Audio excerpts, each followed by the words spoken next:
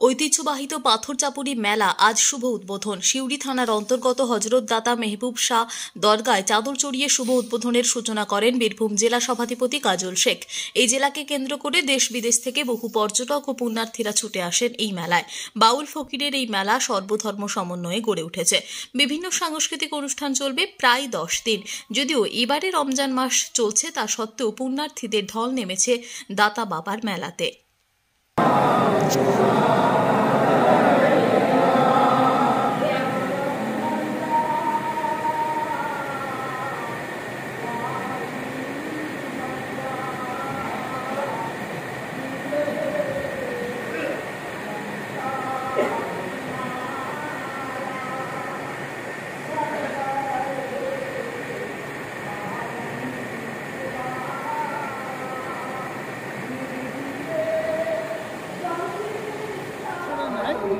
আজকের দিনটা এখানে আমরা সকলে সমবেত হই, কারণ আজকের যে ঔরস যেটা উদযাপন হবে তার শুভ দিন, শুভ উদ্বোধন। এ উপলক্ষে এখানে কয়েক হাজার দোকান বসেছে, হাজার হাজারে কাতারে কাতারে মানুষ আসবে এবং এটা বেশ কদিন ধরে একটা মিলন মেলা, মিলন ক্ষেত্র তৈরি হবে।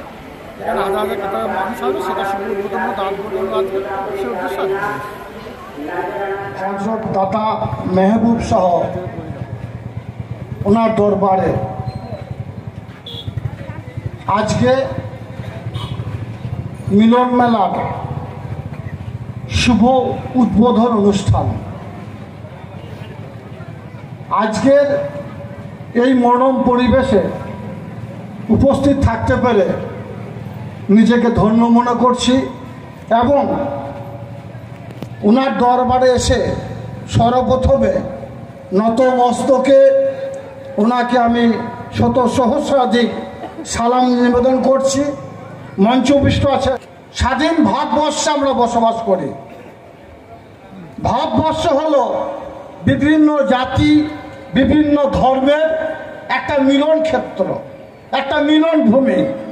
সামাজিক আচার আচরণ কৃষ্টির মধ্যে আমাদের মধ্যে ভেদাভেদ থাকতেই পারে, কিন্তু জাতীয় সংহতির ক্ষেত্রে আমরা সবাই কিন্তু ভারতীয়। যুগ যুগ ধরে বিভিন্ন সময়ে ভারতবর্ষের মাটিতে অনেক সাধু সন্তীতে শুরু করে সন্ন্যাসী থেকে শুরু করে সুফি সাধক থেকে শুরু করে অনেক পুরুষের আগমন ঘটেছে এই ভারতবর্ষের এই মিলন ক্ষেত্রে। জাতি ধর্ম নির্বিশেষে এই মহামানবদের এরা ভারতবর্ষের বিভিন্ন প্রান্তে তারা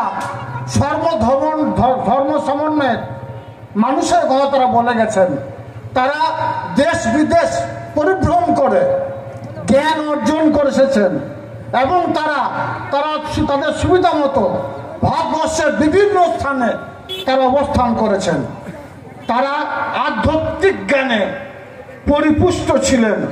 ঈশ্বরের নৈকট্য লাভের চেষ্টায় তারা গভীরভাবে আত্মসংযম করেছেন।